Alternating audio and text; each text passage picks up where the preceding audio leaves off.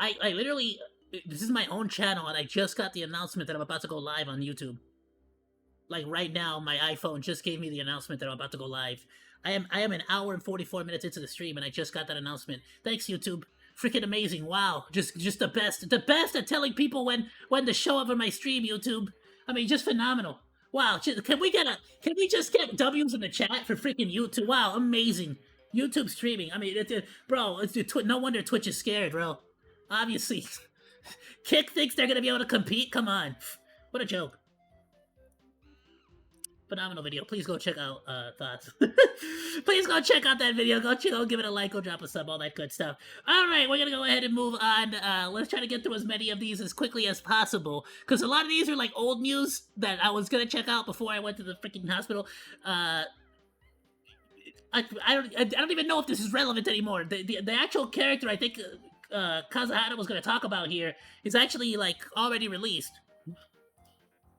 So the second phase of Wuthering Waves version 2.4 has been out for a little bit now, and I've been really enjoying it. Obviously, Lupa has been absolutely amazing, and she's been a much better character than I first expected. Truly, I don't know the first thing about Lupa because I genuinely haven't been able to play Wuwa. So if anything, technically, this old news is about where my actual knowledge of the situation is at.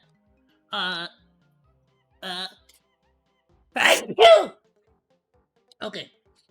Kazuhana, go check them out, drop them a like, drop them a sub, all that good stuff. Let's get into it. There's been so many people dragging her and saying that, you know, she's not as, you know, good, or she's kind of underwhelming, which could be true, but honestly, me personally, I've just been having fun with her and using her in teams and things like that. And the same goes for her story, or I say her story, what the main the hell story. was that about? Chill, do I got a buffer? The little bit of the follow-up that we had, that was super fun to play as well. But essentially what's happened is some Wuthering Waves players have actually banded together to actually make a feedback list to kind of tell Kuro Games and to kind of, you know, show the audience some of the key changes that we could kind of rally behind to get changed in the game. And most of them are small little quality of life changes, but they honestly could make a big difference whenever it comes to Wuthering Waves. So oh, okay, here's the first one. Can you have the cost of freaking farming materials? Because as the game is currently, I log in, farm all the XP materials I can, and then pretty much just completely give up on the game and then leave. Because there's like freaking nothing to do in endgame. let's just take a look at this because it is very, very interesting. This is coming out about 21 hours ago. This is from someone called Narida. That being said, I am going to be, like, we are going to be playing Wuwa and catching up on the storyline in the near future. So please log in for that. The game is still great. I freaking love the game. Don't get me wrong. But good lord, bro. Like, I can, like, the amount of just, like, the amount of energy you use to grind material, and you basically barely get any upgrades on any particular character. It takes an eternity to level up a freaking character, bro. Like, and max out their like skills and their equipment and all that other BS. You it's like y'all need to like half the amount or less if a training for XP costs like 10, you need to turn it to 5. You get me? Like, you're like, this is too damn much. Cause you can't freaking grind XP materials and do the elusive or luminous dream thing. You get what I'm saying? Like, so like, every time I log into Wuwa, I have to make a choice between whether I want to grind to level up my characters or if I want to actually pursue the end game and like enjoy the game. And of course, 8 out of 10 times, I choose to just grind like XP material for my characters, which takes like 5 to 10 minutes, and then I pretty much run out of energy and run out of excess energy, and then I just log off and go play something else. Alright, Zero, sorry. It says Wuthering Waves version 2.4 feedback list with visuals. Say hello. Also, again. increase the amount of like attacks that I think they already did this actually because I've noticed it. So maybe add a little bit more. Like they added like maybe it's just me, and I'll double check and confirm. But maybe make it a little bit more like easy to see. So like look at how Expedition 33 does it. so that like the timing is a little bit more like precise, or not precise, but I guess a little bit more easy to see, because sometimes a giant yellow ring can be difficult to see, especially against like white backgrounds or yellow backgrounds. But for parrying, the parrying system needs a little bit of improvement on that. Make the circle a lot easier to see, or increase the safe area for you to actually like land that parry with your move, with the moves that you use. I would say add more attacks that also like count as parrying, as counters, because honestly that'll just make the whole game overall more enjoyable, especially for newer characters that like can't figure out the parrying system quite yet, because it's kind of like it's different when you're parrying in real time,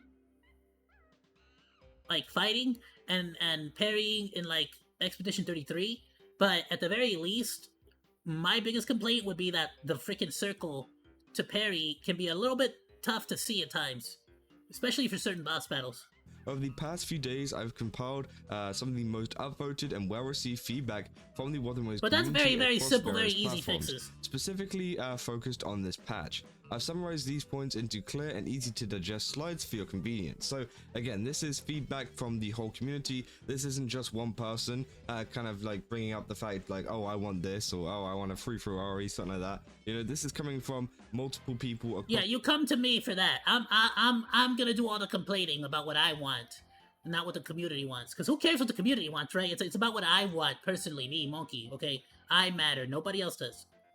The community that haven't necessarily worked with this person, but you know, it's something that they've observed in the community. And they said with the upcoming survey likely arriving this week, feel free to use this as a compilation, as a reference when submitting your own feedback.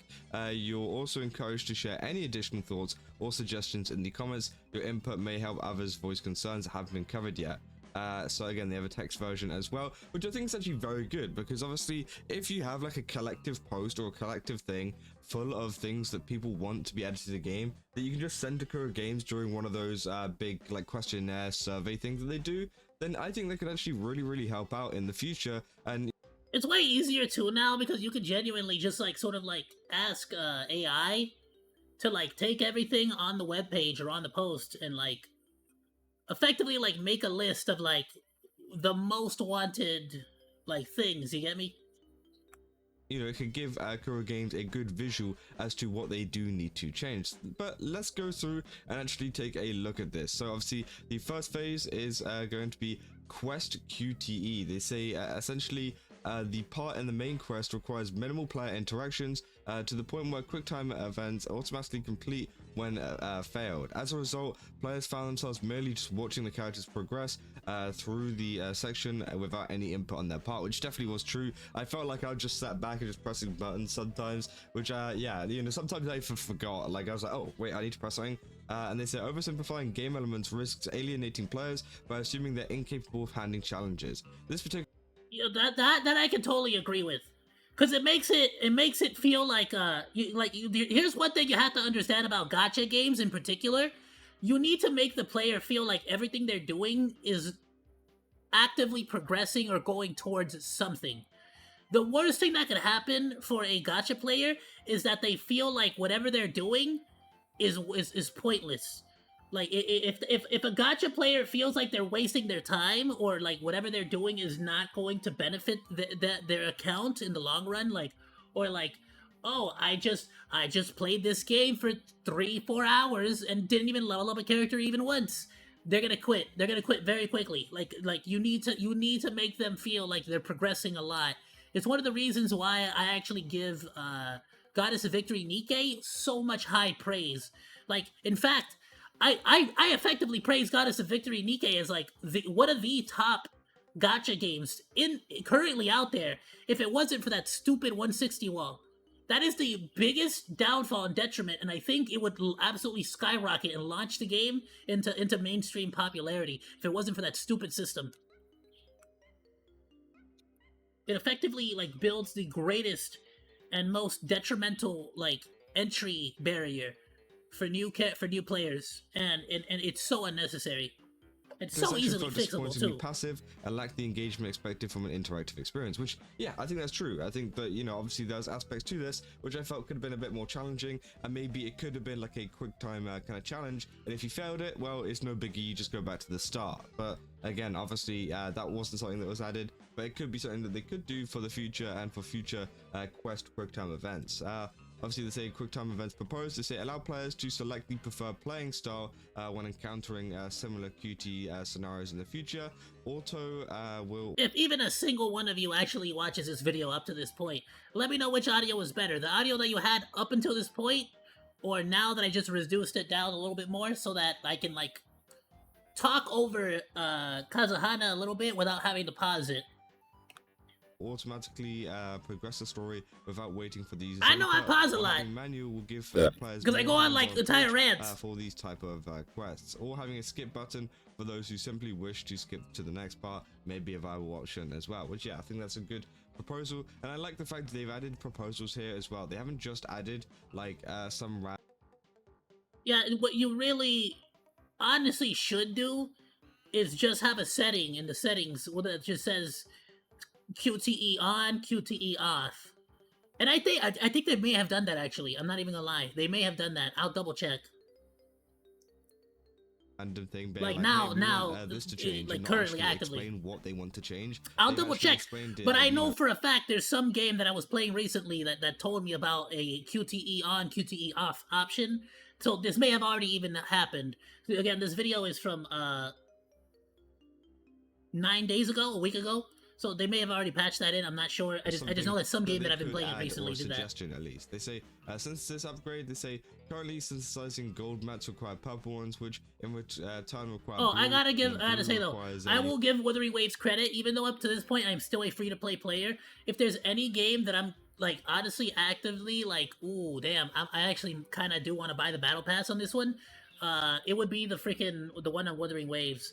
Because it gives you a butt ton of like pretty solid rewards for what it is, and I feel like even the free rewards are kind of like pretty solid, all things considered. So I don't feel like I necessarily need to have it, but I feel like if you're gonna like treat Wuthering Waves like a subscription, like you know, like World of Warcraft,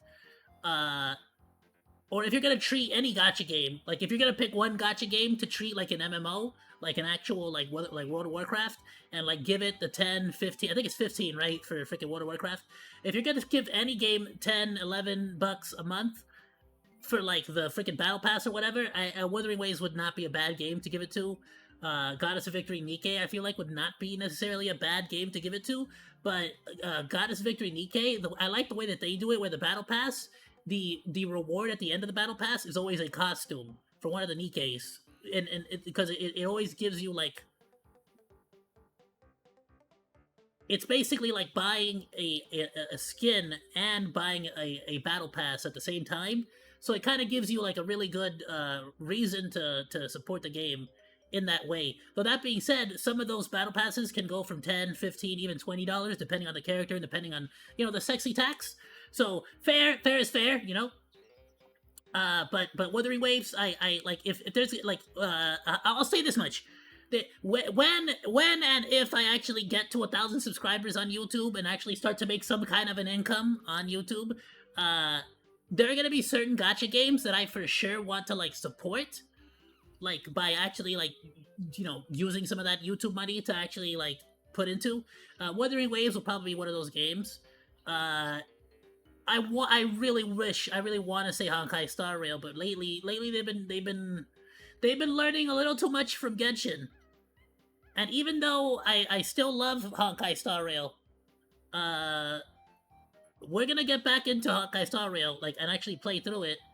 I got like 2 or 3 new teams that I just fixed up, and I also just pulled for that one chick with that like Souls clothing. I just got her, and I got Robin's brother. I forgot his name, but Robin's brother. So I got those 2 characters, and I just built them out. So it's gonna be real fun when we get back into that. Sorry, I got distracted, but and they say you get what I'm trying to say here. What I was trying to say is that's also like that one is a good example of like a not like. I honestly wouldn't even say it's a halfway decent battle pass. Honestly, honestly, like the amount of like rewards you get from Honkai Star Rail, maybe it's just Hoyoverse in general. Like it's way overpriced. Everything across the board is overpriced on Hoyo, whether it's Zenless Zone Zero, whether it's Honkai Star Rail. And if anybody out there who plays Genshin, let me know. But for me, at least, those two specifically, everything is overpriced. Everything is overpriced. Like I treat gotcha games the same way. Like to me, a gotcha game should be like effectively the like it should have a World of Warcraft style like monthly battle pass, and you should be able to do like a 10 pool effectively for the same price as like pulling physical cards like Pokemon cards, Yu-Gi-Oh cards, Magic cards. You know, I'm willing to pay anywhere from like $5, sometimes even $3 or $4 for a card pack, to like $10, depending. You know, like if we're talking like the original 150 Pokemon, then like I've seen those go for like 15-20 bucks. You get me, for a pack. So like, but that's like now we're talking collected. Like we're talking like OG. Like we're talking like that's like you ain't all that Hoyoverse. Like calm down. To the crafting process. I suggest adding a quality of life feature where if a required material, e.g. purple, is like unavailable, a 10 pool in a the game gacha will game should not be more than automatically $10. the necessary amount of the next tier material, which is blue. And Listen, I'll give you up to $14, $14.99 on a gacha game for like a 10 pool. I'll give you $14.99 on a 10 pool, but you better be like, it better be one of those games. First of all, it better be one of those games where it's you get damn near all like Nikkei. Even if you get nothing but purples, it gives you a butt ton of like excess currency, so you can still like you get the gold, you get like the pity system, where even if you get a bunch of copies of it, it doesn't go to waste. It actively builds up to the point where you're going to get a guaranteed SSR rank, a Nikkei, or a gold, a 5-star Nikkei. You get me? So it's like even when you lose, you still technically are contributing towards your inevitable victory, and it doesn't take that long on Nikkei. So that's where I can sort of see $14.99 being like understandable, reasonable. You know, what's up? Oh, thank you. That's where I can sort of see like that maybe potentially becoming a reasonable thing, like price. But if it's like Hoyoverse, like I'm sorry, but you're not quite giving me enough to justify like those prices. That's absurd. For example, Wuthering Waves. Like there's at least enough game there that I'm willing to buy the Camilla or the Yun Li. Sorry, Chang Li. I was getting confused with freaking Young Li from Honkai Star Rail. The Chang Li like summer outfit, the swimsuits at $11. Maybe. But now, if you were to say the same thing, but then I look at Honkai Star Rail, and it's like, bro, damn near like $30-$40 for me to like do like a legitimately good like 10 pool 20 like, or like to get a freaking like SSR character or a gold character. It's like, bro, this is too damn much. It's too pricey. It's too crazy, and there's like barely any way to earn any of that premium currency, the Stellar Jade. And that's the biggest like thing that I don't like. Like they gotta understand that at a certain point, if you're giving us enough game that we enjoy it, we will give you money to like support. Like, you know what I'm saying? I like that Wuthering Waves is starting to do the outfits, because hopefully that'll sort of like cancel out some of the other microtransactions that they might need to apply, and hopefully like reduces the amount of energy you use, or they increase the amount of energy you get again. Honestly, at this point, yeah, I'm pretty sure this is a feature they have in Honkai. At least that's what I remember. So again, that would be a very nice feature to add, to the game. Oh, okay, maybe it is Honkai Star Rail that has the QTE. As you move into the story, more new regions is expected to be revealed. That said, players need to go or unlock the new region to get most of the new characters' essential materials, e.g. Lupa and Cartethia, which yeah, was true. Whenever I first loaded up the game for, the Cartethia stuff, I'm pretty sure it was, I couldn't actually get to it until I kind of No longer the case, actually, and I can guarantee this because I have not progressed the story, and I already maxed out my Cartesia. Well, I maxed her out to the point where I'm currently at, which is like level what 70. Explored the quest, or at least I didn't really want to go ahead and go to the new area before I'd even done the quest of beacon. Yeah, there's early access now, and honestly, I think it's a good move because like if you're a free to play player and you know you're not gonna pull for Carthia, sorry, I freaking Carlotta. If you're not gonna pull for like Carlotta, that's what I have. I have Carlotta. If you're not gonna pull for Carlotta, then you just play the game as is, and who cares, right? But if you're someone like me, either a free to play player that got lucky and pulled Carlotta, or you're somebody that whales out and like actually pulls for Carlotta, what's the point? If if you want to play as her and like actually play as Carlotta during the story with Carlotta, it kind of ruins the experience if you can't even freaking upgrade your Carlotta. You gotta just sort of like leave her in the freaking like roster. Bench warmer over here. Definitely a valid point. They said this makes it hard for new players to level up their characters where essential materials only exist within that region, as they'll be required to unlock it by reaching a certain point in the story. Suggestion: make a small amount of essential materials purchasable in the shop in early regions like Jinjo, or be given as a reward during an event in the same patch. This gives players an option to upgrade their characters without the need to breeze through the main story quest, which I think is actually a really good solution. I think adding some of these materials into the kind of shop early on. Yeah, so now because now when we Monos, when we go back to Wuthering Waves, we're gonna actually use my Carlotta build. I'm doing Carlotta with what is her name, Lumi, the rat, freaking nice. One of the early areas. I still gotta now. I gotta focus on after I'm done with her. I gotta level up my Calcaro. You're not looking to upgrade your character fully to level 90 yet. Like some of the late game players. But if you're an early, I'm not. But I'm gonna be real with you, bro. The amount of time it takes to level them up to 70. Good lord, bro. It's too damn long. It is too damn long. Y'all either got to lower the amount of material required, increase the amount of material they give you as reward. Like, the double feature was cool and all, but even then it's still too damn much. So, like, you see what I'm saying? Like, it was a problem to begin with. And even the solution is not quite, like, there yet. Like, it's nice. Thank you for the solution. But even then, it still need more. Like, you need to, like, reduce the amount of, like, energy things cost or something.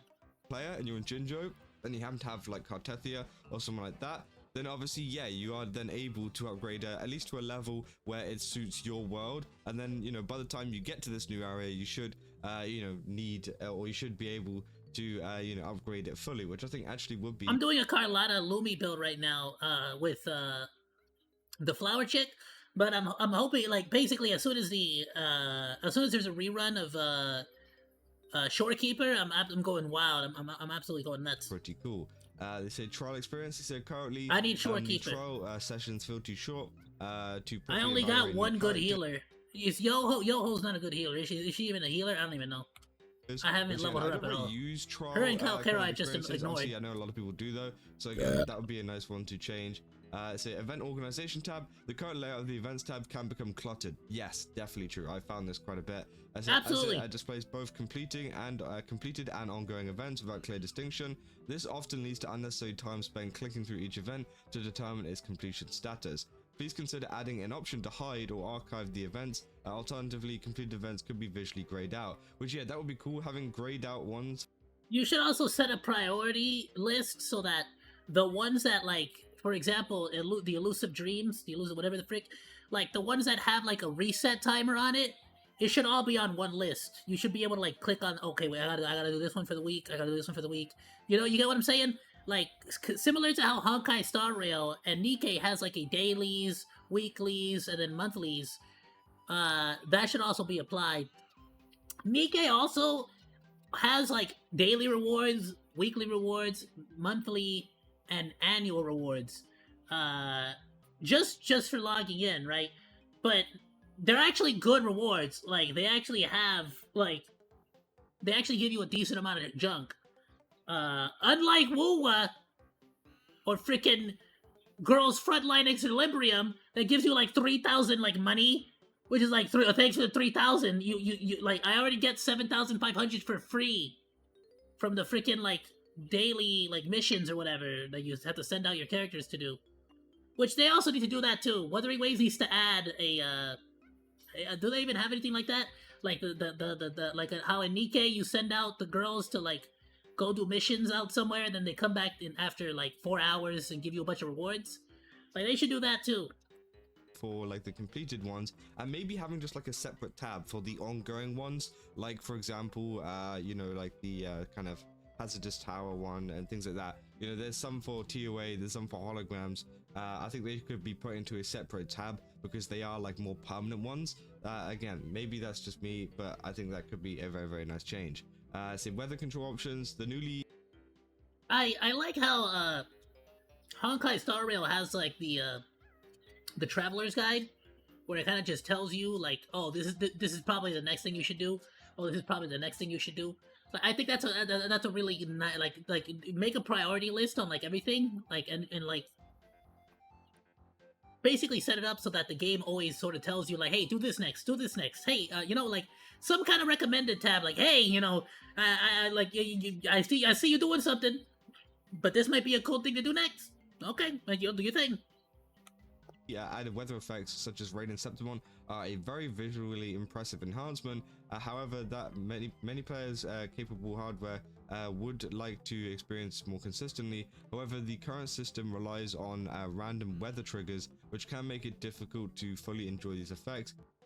Bro, it's so freaking random. I didn't even know there was this. Like, I didn't even know that there was a thing. Please consider I mean, I don't know about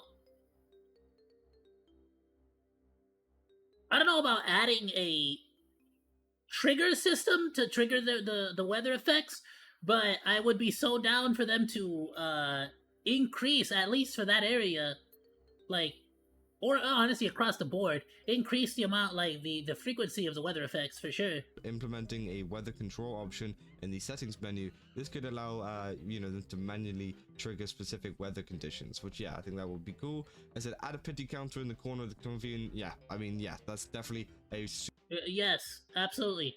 And not only that, but can we like, what's with this rule of like where if I have like 10 more searches before I get my pity, but I get my SSR, all of a sudden it resets back to 80?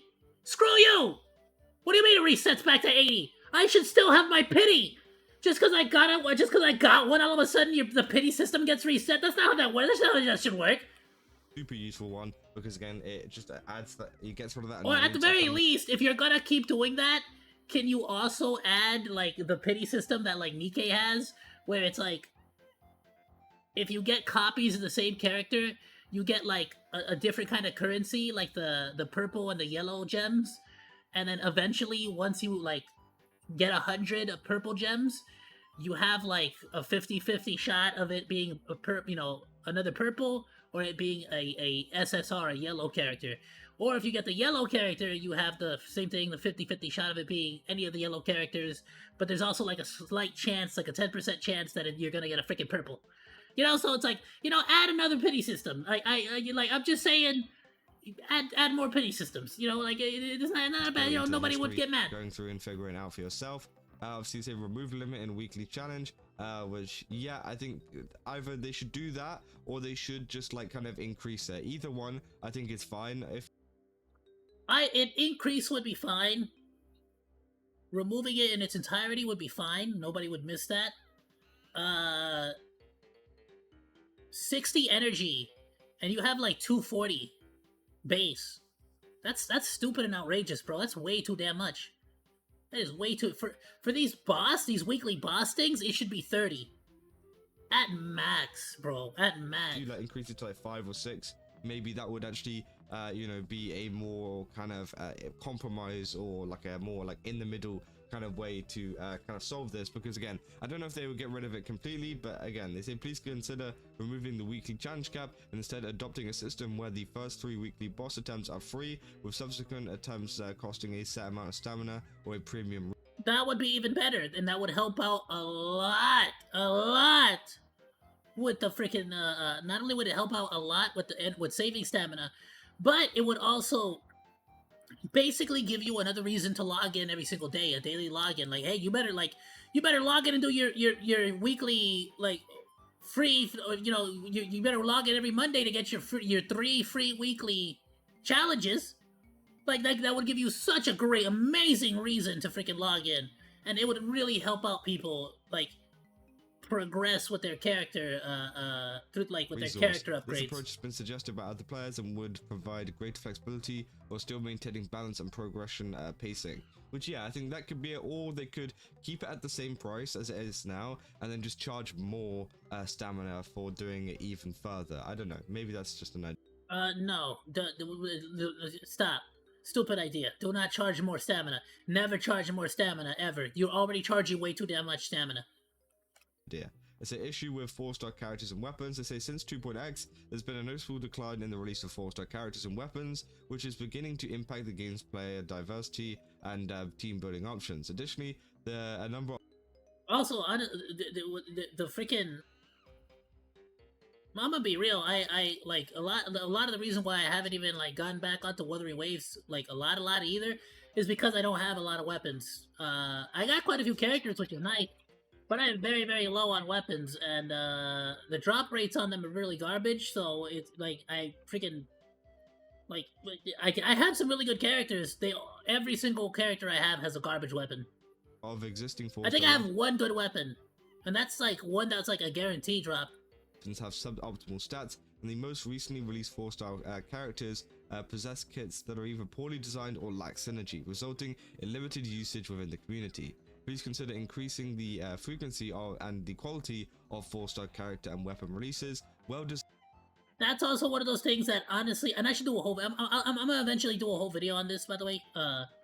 But like that's one of those things that I really do like about Nikke is that they actually quite a few of the 4-star characters are actually like pretty legit too. Designed 4-star options are essential for providing viable free-to-play alternatives, especially as some team compositions Girls Frontline Equilibrium kind of has that a little bit too. accessible or effective substitutes. So yeah, I mean that's definitely true. And Honkai there's a lot Star of Rail really good points there, and there's a lot of really good more recently maybe, but solutions and things in not there, definitely which not. could really help out, Wuthering Waves and Kuro Games in deciding on some of the kind of changes they want to make to the game. Honestly, yeah, there's been a couple of contributors here. Obviously, yeah, BNTD Dragon, Sephrix, Better Individual, and Wolfwood. So again, they've all kind of banded together to do this, and I mean, yeah, it's a pretty good post, I'd say. It's got 2.1 thousand upvotes. To say, as always, thank you for the proper compilation of player feedback. No, honestly, keeping the same price, but making the first 3 of every week free, like an easy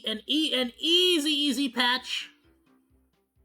It would not negatively impact the game or their bottom line in any way, shape, or form, and it would be a massively great PR move, and overall would grant a lot of flexibility and accessibility to newer players too. Honestly, I think that would be a W move, a big time W move. Should be, which again, I think it is a very good post, and I think as we've gone through it, I think there's a lot of agreeable changes that could come to the game. But hey, let me know in the comments what you guys think about this, because again, I want to know what you guys think about some of these changes. Honestly, what they need to do is increase the amount of free astrites you get too, because if you're going to be dropping a butt ton of freaking like garbage like stuff, like a bunch of blues basically, then you need to start giving us some kind of like secondary pity system, or you need to start giving us more astrites, more dailies, more weeklies, more monthlies that we can pursue for free, that grants a decent amount of astrites for us to be able to actively pursue weapons and weapon drops, because it's outrageous, it's crazy, it's too much. Like it really is. Like that would be like my one major complaint about WoWa, is that the progression is incredibly slow compared to a lot of other games. If you're not actively putting money in, or any of these like ones you really want to see in the game, let me know down in the comments. And yeah, if you guys did enjoy this video, don't forget to leave a like and subscribe. Also, go to GameSubs, use my code Kazuhana, get 10% off. Again, they've got a ton of really cool stuff over there. I definitely recommend checking it out. And yeah, I'll see you guys in the next one. Go and check out Kaza Gamer Subs Cup for the thickest cups in the scene. See ya. What an absolutely phenomenal video. by Kazuhana. Go and drop him a like, go drop him a sub. And I will be sharing a link to his video on the Discord if you are watching this on the VOD. It'll be down in the description below. Ayoo, Monodachi! Thank you so much for watching this video. Please be sure to like, comment, and subscribe. You can also find links to the videos that we reacted to today down in the description below, along with my Oshi marks. I'll see you in the next video, Monos. Goodbye, and thank you so much for swinging by. Saru!